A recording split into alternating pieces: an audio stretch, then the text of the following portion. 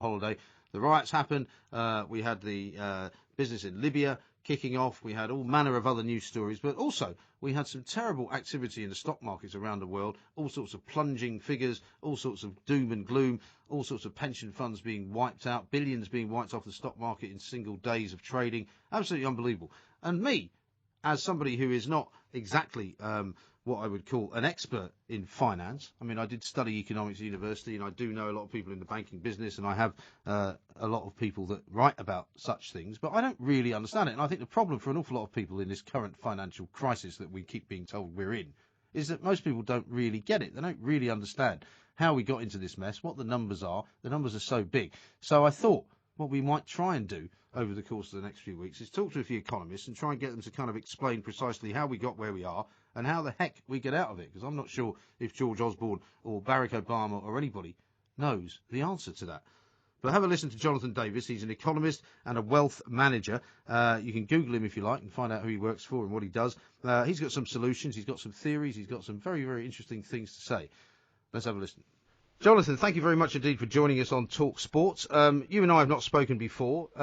We find ourselves, I think, in a rather difficult place. The economy seems to be heading downwards every single time you pick up a newspaper or look at the stock market. I was away for 2 weeks when I'm told that all sorts of terrible things happened to stock markets and records were broken and all sorts of things went wrong.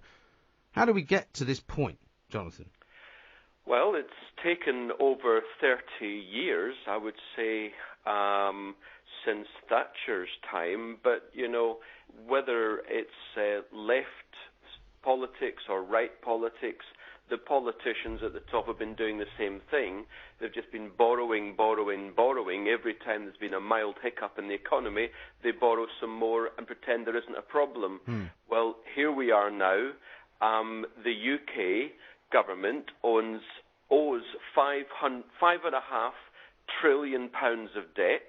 On top of that, UK households owe £1.25 trillion of debt. You cannot get out of £6.5 trillion of debt without, I'm afraid, economic and societal pain. But how did we get into all this debt? Because presumably at some point or other in the last few decades, as you've indicated, somebody thought it was a good idea for us to buy everything on tick. Is that what happened? Well, of course, successive governments have encouraged people to borrow, and they've said, don't worry, something will always come up. I mean, famously, Brown said that he's ended boom and bust. He, of course, did nothing of the sort.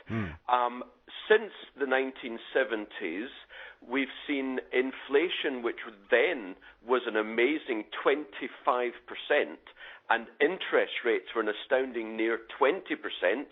Both of those have fallen over the next few decades.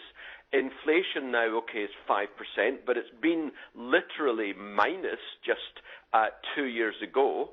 The interest rate, as everyone knows, is 0.5%. It's been that level for 2 years, and I suspect it will be that level for at least the next couple of years.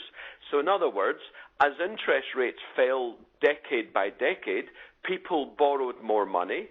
They piled more money into property. They created a virtuous spiral for house prices, which in turn created the impression that house prices were always going to go up. We were always going to be wealthy. So, hey, let's borrow because something will always come up.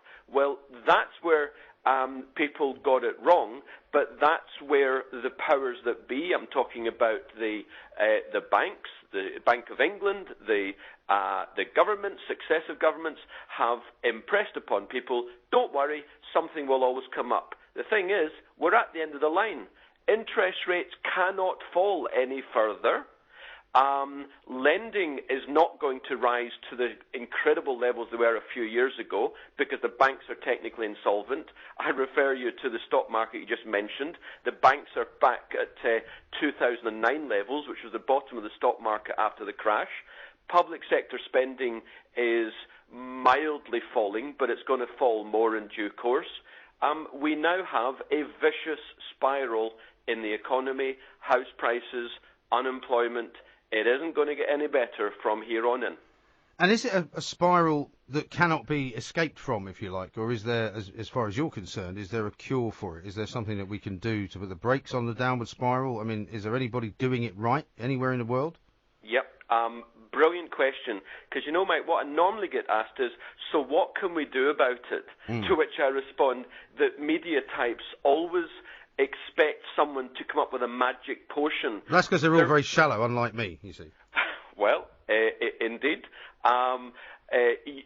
When you consider just this country alone, as I say, has got £6.5 trillion of debt, there are two alternative outcomes.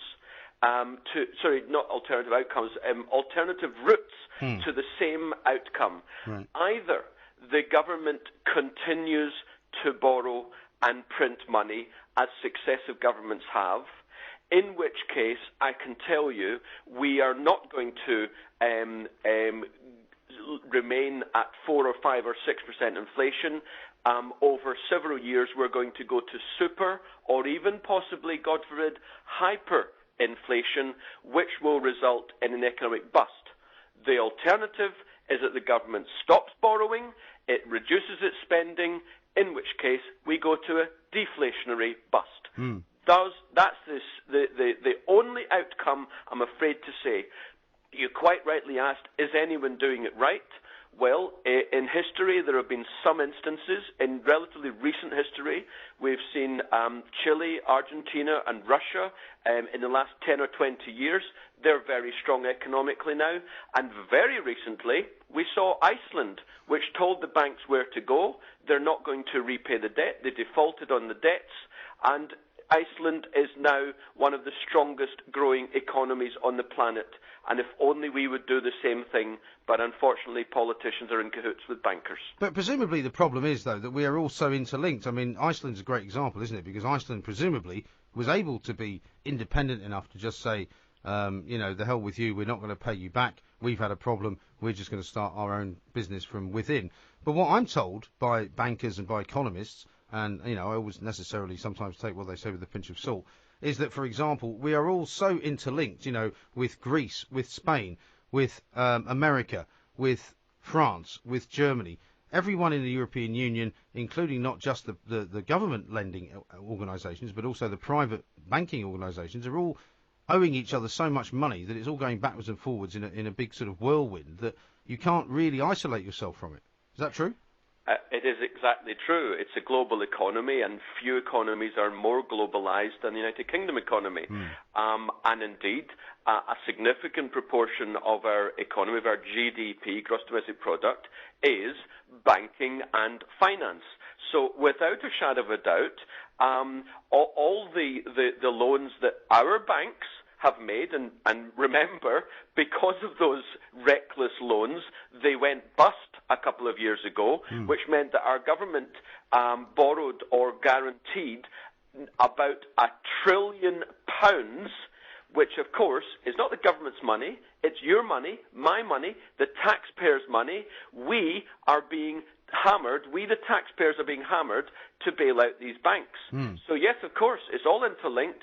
And what would happen if we stopped the bailing out of the banks, if we stopped printing money? Well, I'll tell you what would happen. Our currency, sterling, would go through the roof. And what that would mean is, first of all, in the short term, our banking system would collapse, unemployment would rise significantly, wages would fall, and you're thinking, well, that's pretty terrible. Let me go on. Because our currency would go through the roof, the cost of our imports, in other words, fuel, heat, light, food even, cars, you name it, would go through the floor. In other words, our cost of living would plummet. So think about this. So things would be cheaper to buy, in other words. Absolutely. Yeah. If our earnings went down, but our cost of living went down, I can tell you the man and woman in the street would be unaffected, apart from, of course, and I don't say this tritely, apart from, of course, there would be a rise in unemployment. Yeah. However, very important point, the result of hiking interest rates today and stopping the bank bailouts is that we would go into a deep recession again for a couple of years. Subsequently, I'm telling you, we would move into a 20-year growth period. We would be the most attractive nation on earth into which to invest. Instead, the politicians all around the world, apart from tiny Iceland with its 300,000 inhabitants, all around the world, they've decided to have basically zero interest rates, continue to bail out the banks using taxpayers' money, create inflation, and aggregate incomes are not rising, which means that the cost of living is rising for everyone. Unemployment is not getting any better because of their positions. In other words, we're in a 20-year depression. I tell you what, I'd rather be in a 2-year recession followed by 20-year growth than a 20-year depression. And I'm telling you, Mike, your listeners need to get this. We are in a 20-year depression now. Well, I have to say to you, Jonathan, that ever since the beginning of the banking collapse, I advocated from the very beginning that we should not be saving the banks. I said this is nonsense. We should guarantee those people who have got money in those banks and who might lose their deposits and who might lose any money that they have in terms of lending it to the bank, because they were a very small number. And the fact that we now service these banks and help these banks to continue to grow and continue to do what they do seems to me to have been a very, very big mistake from the very beginning, okay? But whenever I talk to people, and people call into my show a lot and talk about the economy, they don't really understand what is going on because the figures are so big. They hear politicians talking about deficits and trillions and billions and, 550 million pounds a day is what we're paying out. They don't really understand what it's all about. But what they do understand, I think, and you're quite right in saying this, that you can't just keep printing money. I think the most ordinary person without any kind of particularly amazing education will understand the basic principle that if you keep printing money in order to keep your artificially inflated economy going, it's all going to end in a house of cards.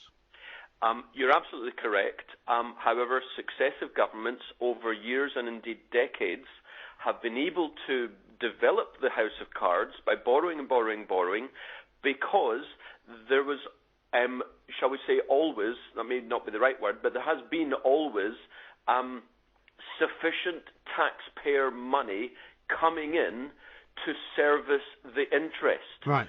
So whenever debt fell due to be actually paid back, say it was a 5-year loan or a 10-year loan or whatever, they paid it back by borrowing more money. We had a recession in the late 80s, early 90s.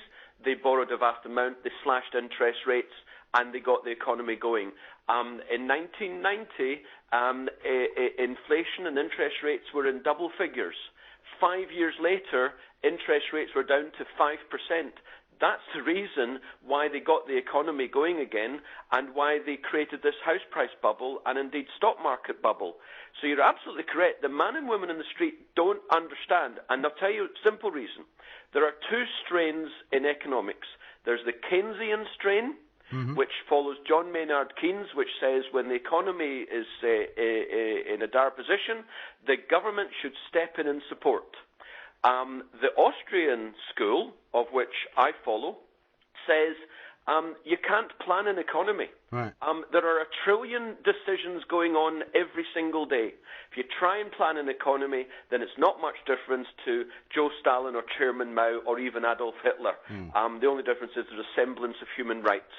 Well, there comes a point, and this is exactly the point you're making quite correctly, there comes a point when you can no longer do it. And that's why governments are going bust as we speak. Yeah. Ireland, Greece, Italy, Portugal, Spain, America and the UK and Japan, we would be bust today, and in fact we will be soon, I tell you, but for the fact that the global lenders, which is the banks, have been picking off the smaller countries first. They'll be coming for us in due course. Right. One final question, Jonathan. I'd love to get you back on the show to talk to you at much more length than this, because You'd be welcome. Clearly there are many, many avenues to explore here, and you're a fascinating man, and I'd like to hear more of what you've got to say. But finally, the one thing that people do worry about is the constant kind of media headlines and scaremongering that goes on about the pension sector that we're now basically dealing with, in which it appears, and I don't think it's being misrepresented, in which it appears that we basically can't afford any longer to support old people into old age, and no matter how much money you put away, no matter how much money I, at the age of 51, am now putting into any kind of pension fund, it won't really be worth very much when I choose to retire, should I choose to retire. And that is a problem I can't see being resolved in the short term at all. Well, you're touching on a number of areas there.